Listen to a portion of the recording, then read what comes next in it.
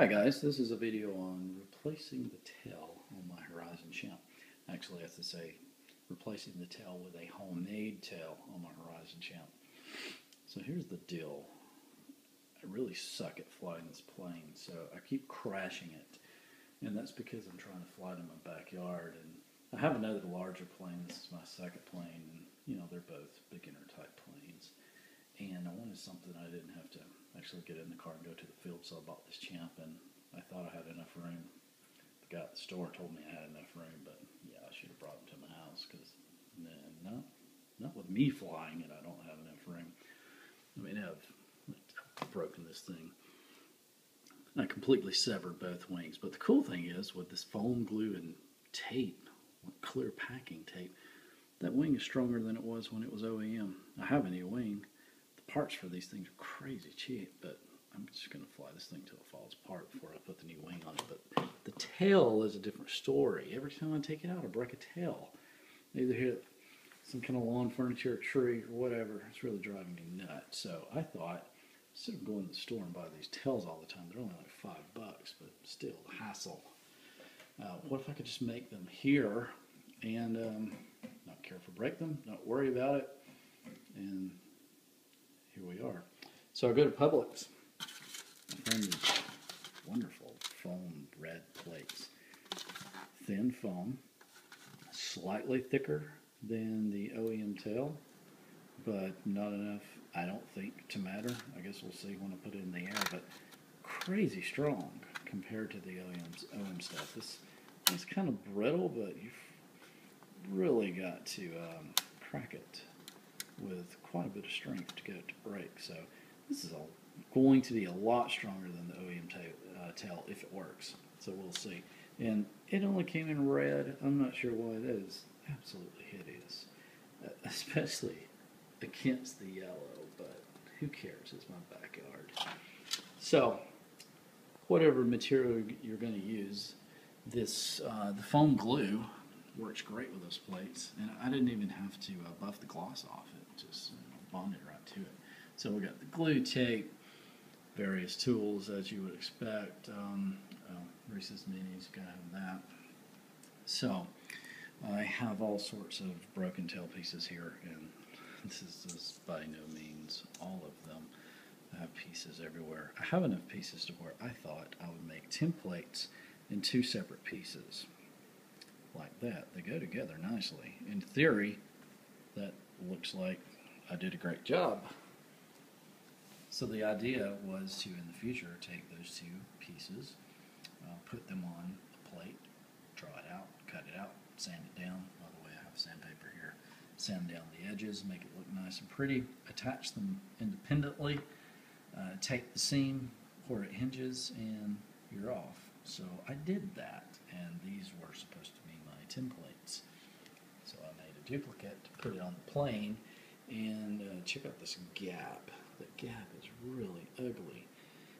Even though it fit together that nicely, put it on the plane, and bam, there you go. I don't think this is going to affect the flight. It may, but as slow as these things go, I don't really think it's a big deal, but still ugly. Well, the whole thing is ugly, but that really makes it look ugly. Who cares? I'm going to break it in 10 minutes anyway. But the next time, I'm going to, I went and bought another tail piece that I'm just going to keep. This is the original thing, and you can see how flimsy this thing is. I'm not sure what they were thinking there. Anyway, my thought this time is going to be to put the entire tail section on, draw it out, the whole thing, and then go ahead. I'm going to slap my finger wide open on this thing. Go ahead and make this incision, tape it for the hinge. All you need is tape. You don't need to have this, heated pressed, scored hinge here. All you need to have is two separate pieces with just some simple tape. That is more than adequate for a hinge. So have the whole piece, cut this, have it taped, and wait on this incision. Glue it to the plane, have everything set, and then make this incision.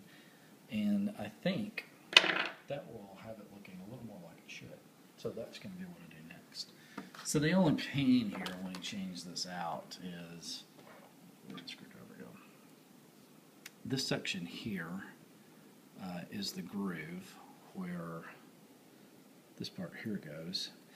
You have to clean that out. So I used the X-Acto knife, screwdriver, needle nose pliers to clean all of that out. Same thing underneath here. You have to clean out that slide as well.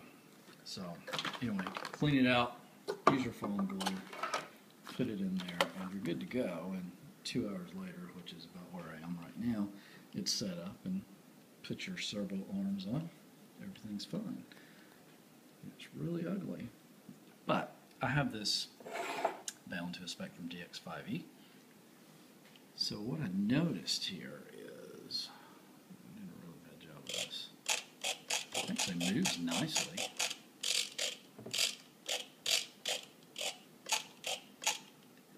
That direction there is the servo arm pushing.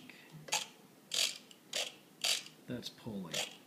It has a little better, if I can get this camera, sorry I'm using an iPhone and I had to look and see where the lens is. There. It has, in the pulling direction, it has more movement than in the pushing direction. Again, it's so slight, I don't think it's going to affect anything, but, you know, it was a lesson learned nonetheless. This part here is what goes in the back of the fuselage. That's what it's hinging against. If you've replaced many of these OEM tails, you'll know that this part right here, actually that's the wrong piece. Where's my original? Here we go.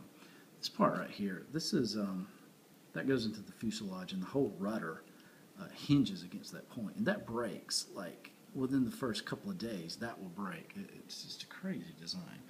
So, knowing this, I put tape on both sides of this. I think it's too rigid. In hindsight, I should have scored. Actually, I don't want to use the term scored. I wouldn't score it because that may compromise it too much. I would kind of press that with something, maybe even the screwdriver I'm holding. Just press that out on both sides to get that a little, you know, kind of compromise the integrity, get it a little thinner, so that the hinge has more freedom of movement.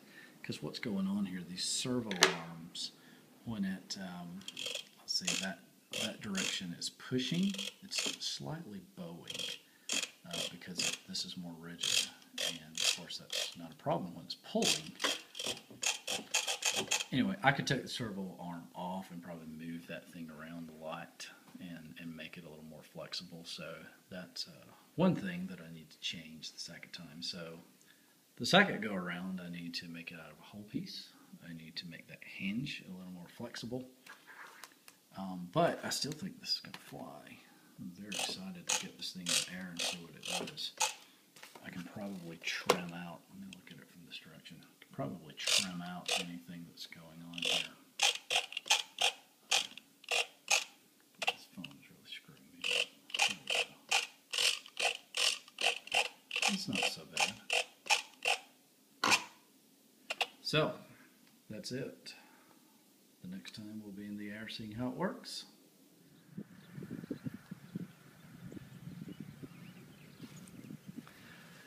Okay, I'm back. I'm at the field. I have my planes. This is a fairly large field, but the wind is really blowing today. I should not be flying this thing, but I'm going to give it a whirl anyway. So here's the plane, modified tail. Let's see if this thing will fly. I'm just going to prop the phone up. I'm not sure if it will capture all this, but I'll try to keep it in the field of view. Here we go.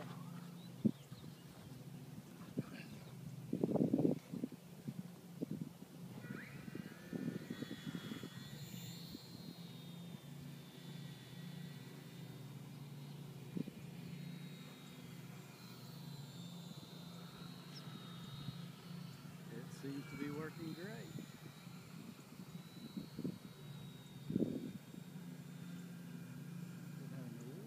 Trouble thinking loud, but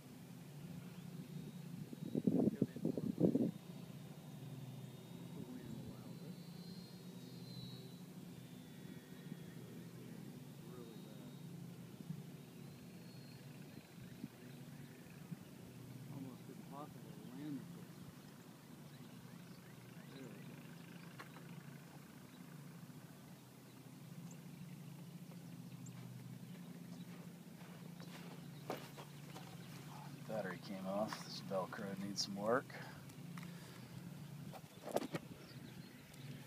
Well, there you go. I'm not sure if you saw this fly. Like I said, I'm by myself. I had to just put the foam down, but that flew rather nicely, even in the wind. So, there you go. Proof that a foam plate can make a good tail. If I come up with a better design or better material,